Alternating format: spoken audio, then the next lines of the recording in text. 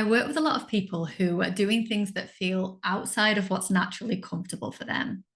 Often they're like me and they identify as more of an introverted personality. And they're doing things that feel like, as one of them recently described to me, they're pretending to be an extrovert. So this is usually at things like large events. So it might be networking, conferences, or any kind of large social occasion, a family event, or it could be contributing to a large group discussion. So maybe a board meeting, something like that, or any kind of presenting. So it can be presenting yourself at an interview or any kind of public speaking. And usually we're doing these things for one of two main reasons. So the first can be that it just feels required of you. So maybe it's in your job description that you turn up and give the presentation or go to the meeting. Or maybe it's just socially expected that you turn up at the family do. But the other reason can be that we're doing it in pursuit of our goals. So we're actively choosing and on purpose putting ourselves in situations that feel a little uncomfortable or maybe a lot uncomfortable because we want to achieve something. So maybe that's career progression, business growth, or personal satisfaction, personal enjoyment. And this is often what we're doing in coaching. We are actively stretching and developing our personalities, our identity, who we are, in order to become a slightly different version of ourselves who can do different things and create different results in our life. Because our personality is not fixed. It doesn't limit what we can do, who we can be, what we can achieve.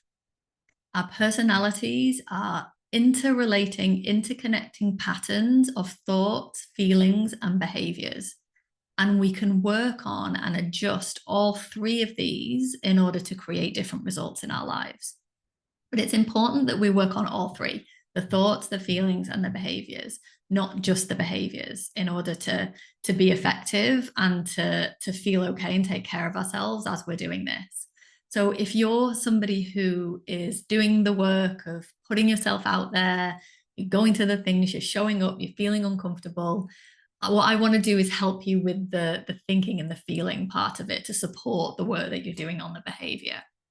So I'm going to give you a bit of a framework that you can use for the next thing that you're going to do that feels like you're going to be drawing on that extroverted part of you and pretending to be more of an extrovert. There are three important things I want you to consider, and I'm going to give you three questions that you can ask yourself to help you prepare for the thing.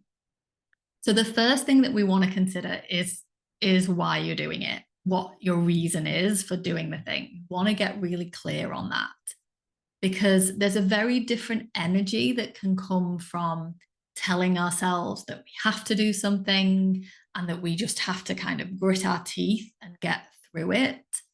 And the energy that comes from knowing something's going to be uncomfortable, but feeling motivated and a personal commitment to do it. The one where we're sort of forcing ourselves and kind of bracing ourselves is going to have us feeling very tight, feeling a lot of pressure when we're doing it. And that impacts our performance when we're doing it. It also takes a lot of energy. So it's going to take a lot more from us if we do it that way. When we're motivated, when we're personally committed, there's less energy required to do it. And that also impacts the way that we communicate, the way that we come across. So the first question that you're going to ask yourself is really simple: why am I doing this?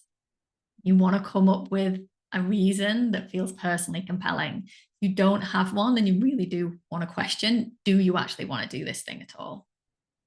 Okay, so why am I doing this?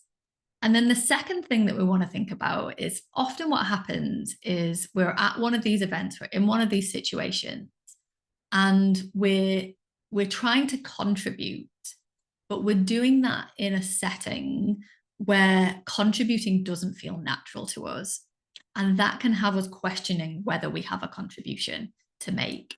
So we can look around at other people and see people who are naturally quick to answer, very verbally eloquent with ease, maybe people who don't kind of and ah, maybe people who just answer a question as soon as they're asked or jump in and contribute things into conversations. And we see them doing that and we're thinking, oh, well, I'm not able to do that. I'm not doing that.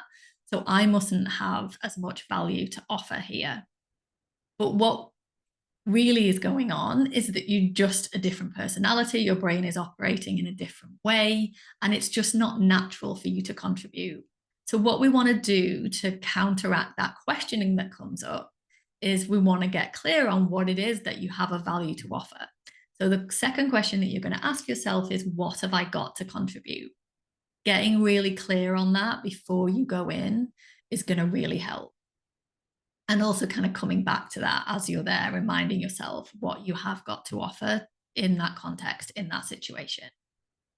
And then the third thing really follows on from this. Like if we're recognizing that there are just some situations, some contexts where it isn't natural for me to contribute, large group discussions, maybe, or conferences, or giving formal presentations to a panel, they're not just set up ideally for your type of personality, the kind of person that you are.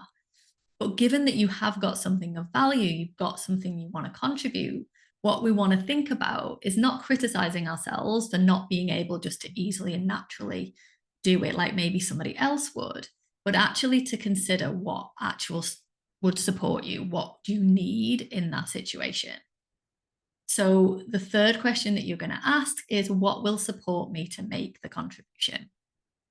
And the answer to this is going to, obviously, all of these is going to really depend on you, your individual situation, and the context that you're operating in. But it might look something like taking time before to make sure that you've got time to prepare, time to be quiet before going into the situation.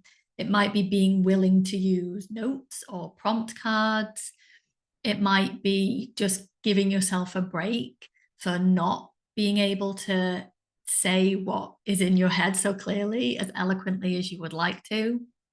It might be being willing to use the chat function in a big online meeting in order to support you to make the point that you want to make. It might be asking for some time to think when you're asked a question in an interview or any other situation. It could be all kinds of different things, but your brain is going to come up with these things if you're asking yourself the question, what will support me to make a contribution?